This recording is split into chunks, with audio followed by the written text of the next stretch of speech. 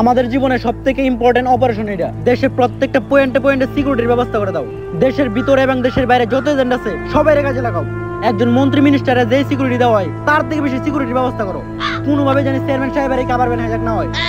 কিন্তু ম্যাডাম কি আছে এই কভার ভ্যানে? কি আছে মানে? বর্তমান সময়ের সবচেয়ে মূল্যবান জিনিস হীরা, মুক্তা, ডায়মন্ড, গোল্ড, তার চেয়েও বেশি মূল্যবান গরু। আকাশ নাকে তুই ছাতা নামাইছস কে? চেয়ারম্যান সাহেব জন নাই, বৃষ্টি নাই, আমি ছাতা ধরে করবো কি? তোর কাম হইলো ধরা ছাতা। যদি ঠিকঠাক মতো না ধরার ছাতা তাইলে বেতন চাইতে এলে দিমু দাতা। আকাশ নাকে কেউ যেন হাইজ্যাক না করতে পারে। ঠিকঠাক মতো যেন আমার গরু আমার বাসায় পৌঁছে যায়। দাম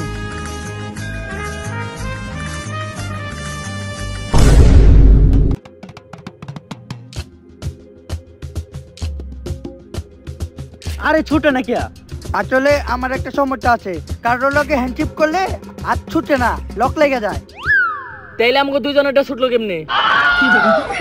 এটা শুধুই অবিবাহিত সুন্দর কচি মেঘো ক্ষেত্রে। তাইলে এটা ছুটবো কেমনে? চাবি আছে, এই জায়গায় সুন্দর করে একটা চুমা দিতে হইব।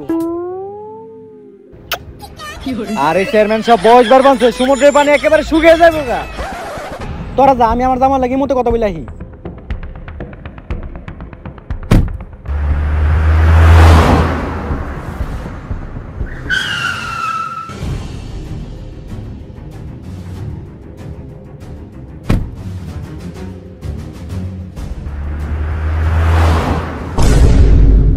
কি গাড়ি আইতো গেছে মানে?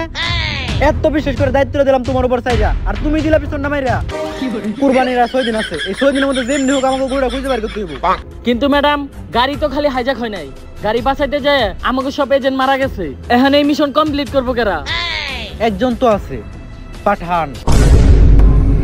ম্যাডাম পাঠানের গার্লফ্রেন্ড মারা যাওয়ার পর তো পাঠান এজেন্সি ছেড়ে দিছে। লাস্ট 5-6 বছর ওর চেহারাও কেউ দেখে নাই। বাইসা আছে নাকি মরে গেছে ওইটাও কেউ জানে না। বাইচা আছে আর ওই কই আছে এটা শুধু আমিই জানি।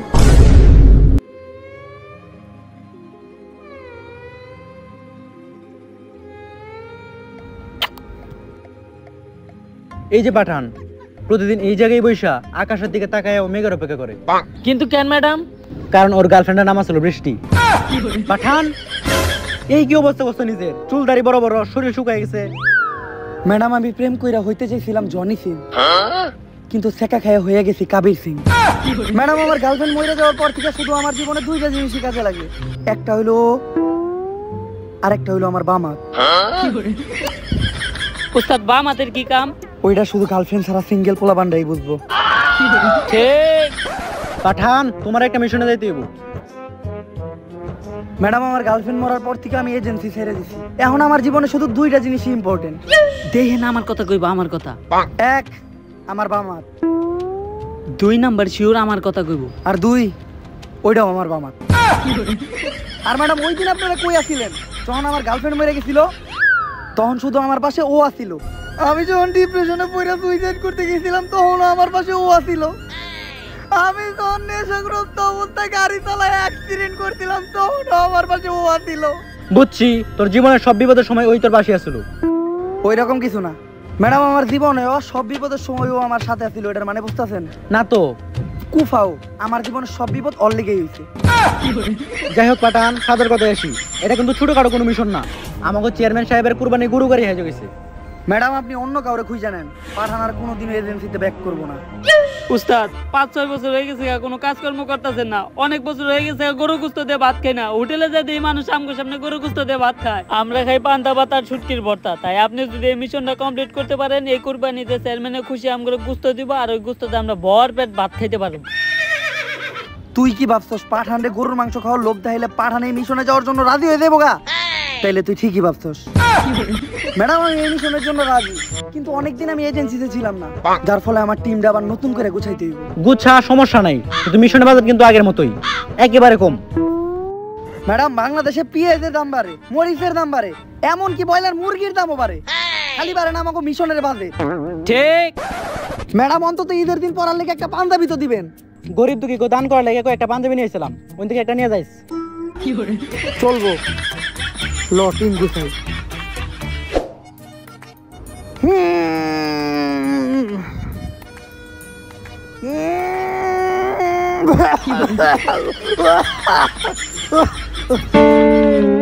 বুঝতাছি আপনি এটার ভার সামলাইতে পারতাছেন না, দেহানের লিগা জিম করার কি দরকার? আরে অনেকদিন ধরে জিম করি না তো, তাই এই অবস্থা। শোন, জীবনে দুইটা জিনিস সবচেয়ে বেশি গুরুত্বপূর্ণ, এক জিম করা আর দুইও জিম করা। কারণ জিম করলে শক্ত হয়, মানে বডি। তোমরাই হইলো আমার নতুন টিম মেম্বার। আমার গার্লফ্রেন্ড বৃষ্টি মরার পর আমার টিম ভেঙে যায়, তাই তোমাদেরকে নিয়েই আমার এই মিশনটা কমপ্লিট করতে হইব। ঠিক। কিন্তু স্যার আপনার গার্লফ্রেন্ড বৃষ্টি মারা গেছিল কিভাবে? ঠাড়া বইরা বৃষ্টির দিনে ছাদের উপর বৃষ্টিতে ভিজা টিকটক করতেছিল, তখনই ঠাস কইরা বৃষ্টির উপর ঠাড়া পরে বৃষ্টি ফটাস করে মরে যায়। স্যার দুঃখজনক হইলেও ব্যাপারটা কিন্তু মজাদার, বৃষ্টি ঠাড়া পড়ে মারা গেছে। ঠিক। আচ্ছা, মিশনে যাওয়ার আগে আমি সবার সাথে পরিচয় করাই দিই। ও এর আগেও আমাদের সাথে একটা মিশনে ছিল। ওর মাথায় তো বুদ্ধি লেরো নাই, কিন্তু আমাকে ওই মিশন কমপ্লিট করতে যত বুদ্ধি লাগবে সব ওই দিব। কিন্তু ওর একটা সমস্যা আছে, একটা মিশনে যাওয়ার পর ওর সুপারি গাছের নিচে বোম পড়ছিল। বোম ফুটার পর সুপারি গাছটা তো ঠিকই আছে, কিন্তু সুপারি দুইটা পড়ে গেছে। তারপর থেকে ওর এই অবস্থা। আর ও হইলো এজেন্ট ঠিক, ও আর কিছু করতে পারুক বা না পারুক, ঠিক সময় ঠিক কইতে পারে। ঠিক। আর ওর একটা স্পেশাল পাওয়ার আছে, ও যে কোনো সিচুয়েশনে চুরি করতে পারে, কেউ টেরও পায় না। কিন্তু চুরি করা কারো স্পেশাল পাওয়ার হয় কেমনে? এই যে 5 বছর কোনো কাম ধান্দা করি নাই, ফইলা ফিরা খাইছি কেমনে। আর আমাগো মিশনের সবচেয়ে ইম্পর্টেন্ট এজেন্ট হলো ও, এজেন্ট শান্তি। ওর নামই খালি শান্তি, ও কইরা বেড়ায় খালি অশান্তি। কিন্তু উস্তাদ হ্যারে তো আগে কখনো এজেন্সিতে দেখি নাই। আরে দেখবি কেমনে, ও তো এজেন্সিতে নতুন জয়েন করছে। আর তোমার জানি কি একটা স্বপ্ন আছে, কেন তুমি এই এজেন্সিতে জয়েন করছো ওর একটু কত। আমার জামাইরে আমি কামাই করে খাওয়াবো। আর তুই ওরে চিনলি না? অবশ্য সময় টিভির ইন্টারভিউ এর আগে আমি ওরে চিনতাম না। আমি শুনছি ওরে টিভিতে কম, টিকটকে বেশি দেখা যায়। আরে তোরা এখনো ওরে চিনস নাই? আরে সাকিব খানদার নায়ক হওয়ার যোগ্য না, এটা হেই শান্তি। ও উস্তাদ এখন শুনছি। কিন্তু স্যার আমাদের এজেন্সিতে এই অশান্তির কাজটা কি? আরে এজেন্সিতে খালি ভালো ভালো এজেন্ট থাকলে হয় না, দুই একটা এরকম আবর্জনাও থাকতে হয় বিনোদনের জন্য। আর ওর কিন্তু একটা স্পেশাল পাওয়ার আছে, খুব ভালো নাকামি করে কথা কইতে পারে। শুনো শান্তি, জীবনে দুইটা জিনিস অনেক বেশি ইম্পর্টেন্ট। প্রথমটা হলো নেকামি, দ্বিতীয়টা অনেকামি। আর যেহেতু আমাকে এই এজেন্সিটা নিউ, তাই আমাকে এজেন্সির আমি একটা ভালো নাম দিছি, জিএসএ। কিন্তু স্যার জিএসএ মানে কি? জিতে গরু, এতে সন্ধানকারী, এতে এজেন্সি। গরু সন্ধানকারী এজেন্সি। চলো।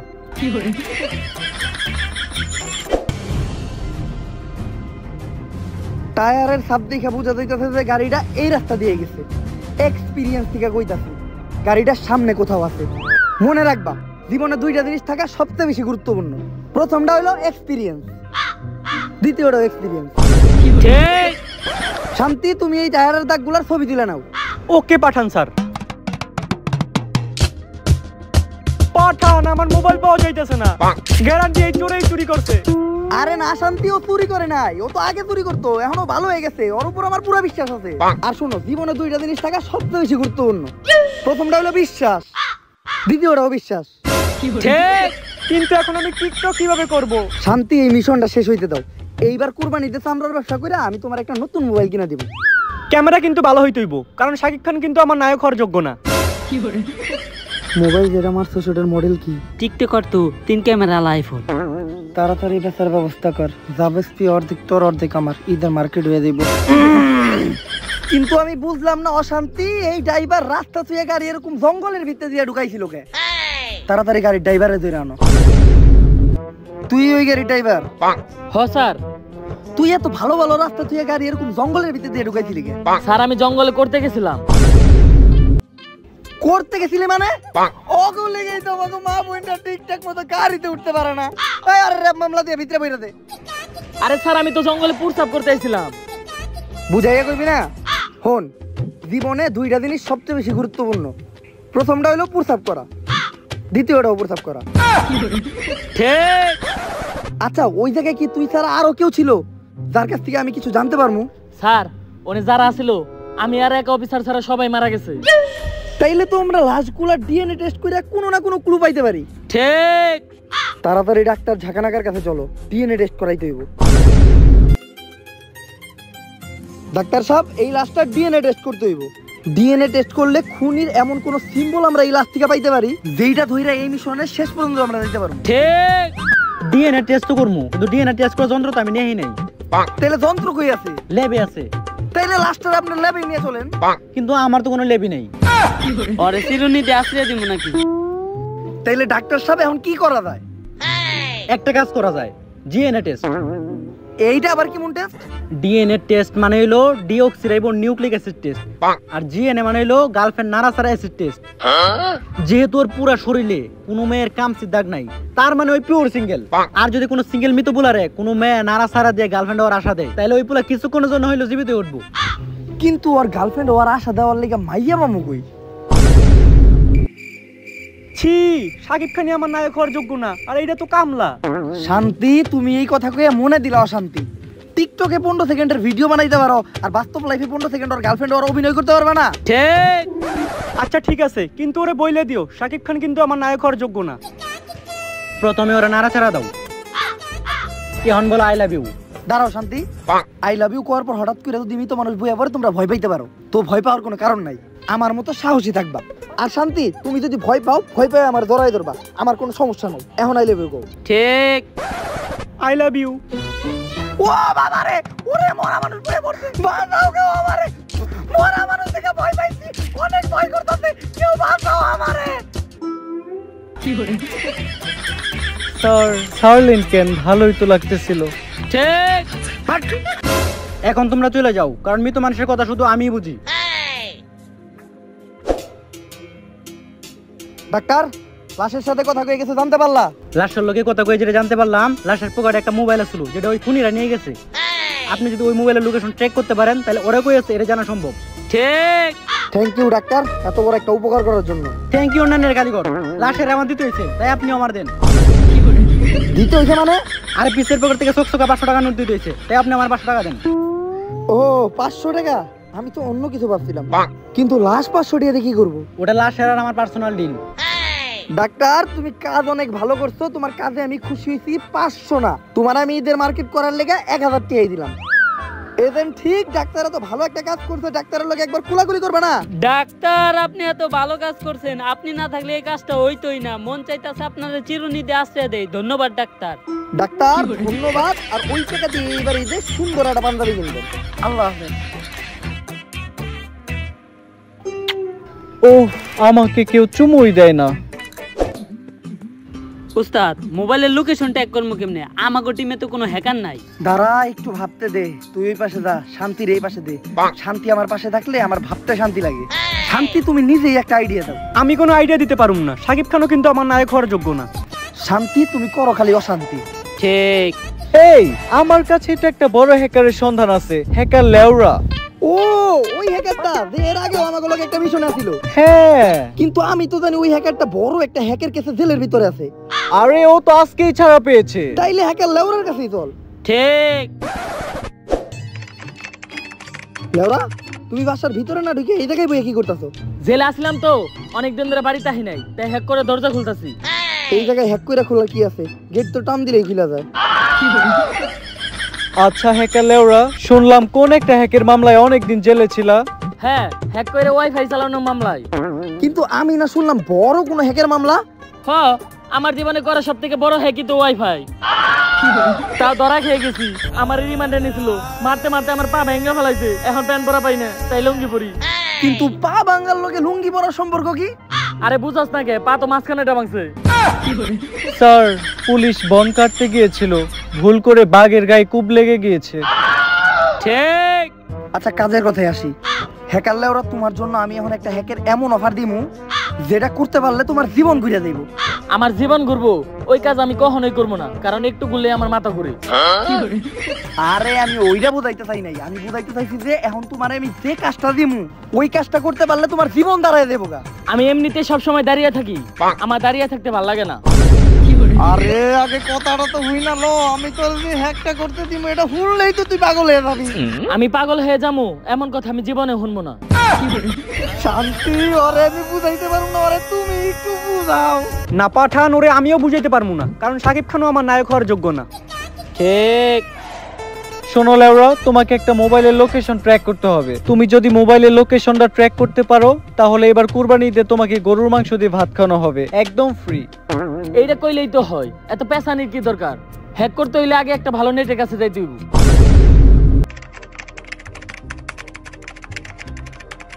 তুই না করলি ভালো নেট লাগবো, এই জায়গা নিয়ে লিখে। এই এলাকার সব থেকে ভালো নেটই এই ওয়াইফাই নেট, যেটা আমি হ্যাক করে চুরি করে চালাই। চুরি করে চালাস, কোনো সমস্যা হইব না তো? এইটা চুরি করে চালানোর জন্যই তো আমি 6 মাস জেল খাটলাম। চুরি করে ওয়াইফাই চালানোর লেগে 6 মাস জেল? কার ওয়াইফাই এটা? একটা প্রশাসনিক মানুষের নেট। প্রশাসনিক মানুষের নেট? কোনো পুলিশ টুলিশের নেট না তো? আরে না, কোনো পুলিশের না, তাইলে ঠিক আছে। র্যাবের। র্যাবের ওয়াইফাই তুই চুরি করে চালাইতেছস? আমা করে ধুইয়া লাইবো, লাগাইবো না বিম, আবার দোয়া শেষ হইলে আমাকে পিছন দিয়ে দিব গরম ডিম। ঠিক। এই আমাকে বুদ্ধি দিবি কই? একটা বডিওয়ালা পোলা দেখছে লল লগে গেছে গা। শান্তি, এখন তুমি একা বুদ্ধি দাও। না পাঠান, আমি কোনো বুদ্ধি দিতে পারবো না, কারণ শাকিব খান আমার নায়ক হওয়ার যোগ্য না। পাঠান, লোকেশন ট্যাগ করে লাইছি, তাড়াতাড়ি চল। পাঠান, লোকেশন তো অনেক দূরে দেখায়, হেঁটে যাওয়া সম্ভব না। আমি জানতাম এরকমই কিছু একটা হইব, তাই আমি গাড়ির ব্যবস্থা আগের থেকে কইরা রাখছি। টান টান টান টান, নাম আমার পাঠান। ঠিক। ওই যে আমাকে ভিআইপি গাড়ি। শান্তি, আমি কিন্তু গাড়ি ড্রাইভ করতে পারি না, তোমারই চালাইতে হইব। নো প্রবলেম, কিন্তু একটা কথা মনে রাখবেন, শাকিব খানও কিন্তু আমার নায়ক হওয়ার যোগ্য না। আরে শান্তি, তুমি কি করতেছো? কেন গাড়িতে উঠতেছি, গাড়ি চালামু না? আরে এইটা তো আমাকে গাড়ি না। তাইলে কোনটা? এইটার পিছনেরটা।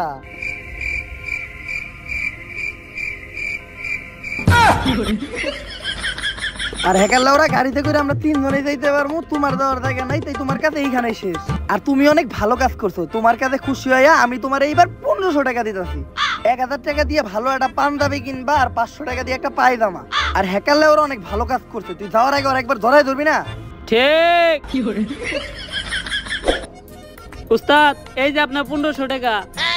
আর কাম তো আরেকটা করছি, হ্যাকারের ল্যাপটপ নিয়ে আয় পড়ছি। আরে তোরে কইছি না চুরি করবি না, চুরি করা ভালো না। আরে শান্তির সামনে কষ্টে পরে আবার ওরে ভাগ দেওয়া লাগবো। দামি ল্যাপটপ অনেক বেশি দামে বেচা যাইবো, যা বেচবি অর্ধেক তার অর্ধেক আমার ঈদের মার্কেট হয়ে যাইবো। ঠিক। শান্তি, তাড়াতাড়ি লোকেশনে চলো।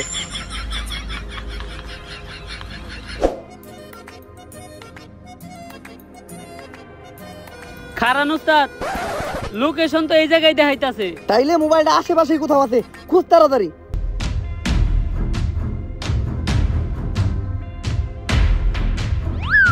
পাঠান, এই যে মোবাইল। মোবাইল তো এই জায়গায় ফালায় রেখে গেছে, কিন্তু আশেপাশে তো কারো দেখতাছি না। বুঝমু কেমনে যে হাই জায়গার কারা? পাঠান, লাশের মোবাইলটা চেক করে দেখো, খুনিরা কোনো ক্লু রেখে যেতে পারে। ঠিক। শান্তি, জীবনে প্রথম কোনো কথা কইয়া তুমি দিছো আমার মনে শান্তি।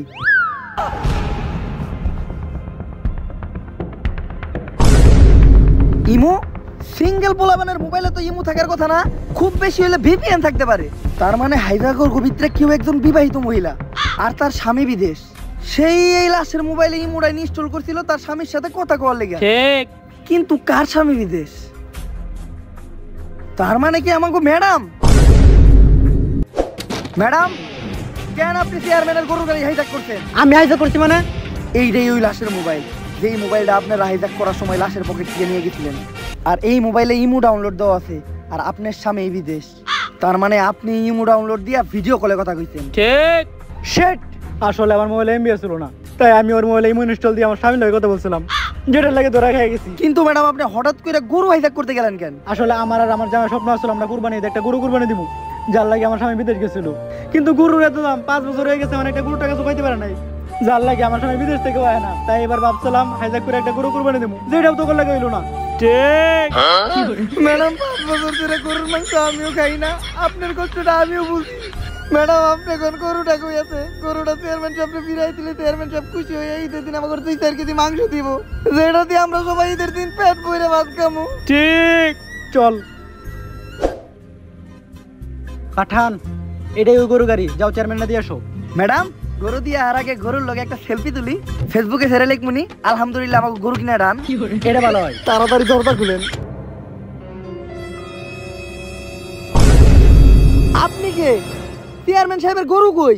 আরে আমি তো চেয়ারম্যানের বেস্ট ফ্রেন্ড, আর চেয়ারম্যান তো আমারে ভালোবাসে গরু কই ডাকে। আর বেস্ট ফ্রেন্ডের থেকে বড় গরু এই দুনিয়াতে কি আর একটাও আছে? ঠিক। তাহলে চেয়ারম্যান কি এবার গরু কুরবানি দিব না? ওই চেয়ারম্যান কিপটাই দিব গরু কুরবানি ও আর আমার গ্রামের থেকে সেফটিতে নিয়ে এলো যে এইবার ঈদের দিন একসাথে দুই বন্ধু মিলে গুস্ত টুকামু। এইবার আমার স্বামী লোকের গুস্ত দেওয়া হইব না। উস্তাদ এইবারে ঈদেও আমাকে গরু গোস্ত দিয়ে ভাত খাওয়া হইলো না। এইবার ঈদে আমাকে কুরবানিও দেওয়া হইব, গরুর গুস্ত দিয়া ভাতও খাওয়া হইব। খালি এবার তোর শুধু একটু গরুর ব্যাপারীর লগে কোলাগুলি করতে হইব। ঠিক। এইবার আমরাও কুরবানি দিতাছি টান টান টান টান, নাম আমার পাঠান।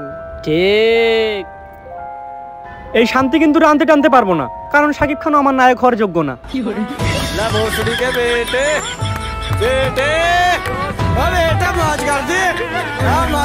গাইস যদি ভিডিওটা ভালো লাগে ফটো লাইক এবং শেয়ার সাবস্ক্রাইব করে দেন। আর সবাই ঈদ মোবারক। আমি জানি আপনারা সবাই আমার প্রতি রেগে আছেন, কারণ আমি আমার গত ভিডিওতে একটা প্রমিস করছিলাম যে আপনারা যদি একদিনের ভিতর 10,000 কমেন্ট করে দেন তাহলে আমি আমার নেক্সট ভিডিও 15 দিনের ভিতরে দিমু। আপনারা তো আপনাদের কমেন্ট টার্গেট জাস্ট 3 ঘন্টার ভিতরে কমপ্লিট করে দেন, বাট আমি আমার প্রমিসটা রাখতে পারি না। অসুস্থতা, প্রবলেম সব মিলে আমি অনেক লেট করে ফেলি ভিডিও দিতে। তো এবার আমি কোনো প্রমিস করব না। আমি অনেকদিন ধরে আমার চ্যানেলে কোনো হরর ভিডিও দেই না। তো আপনারা যদি এই ভিডিওতে অনেকগুলো কমেন্ট করেন তাহলে আমি কিন্তু আমার নেক্সট ভিডিও একটা হরর ভিডিও দিব। আর কি এই ভিডিওর কোন পার্টটা আপনাদের সবচেয়ে বেশি ভালো লাগছে ওইটাও কমেন্টে জানান। ভিডিওতে বেশি বেশি লাইক করেন আর চ্যানেলটাতে বেশি বেশি সাবস্ক্রাইব করেন, কারণ আমরা কিন্তু 2 মিলিয়ন ফ্যামিলির অনেক কাছাকাছি। তো মোটামুটি সাবস্ক্রাইব করে দেন আর সবাই নিজেদের ফ্যামিলি নিয়ে ভালোভাবে ঈদ কাটান। আজকের কথা বাড়াবো না, দেখা হবে নেক্সট ভিডিওতে। আল্লাহ হাফেজ।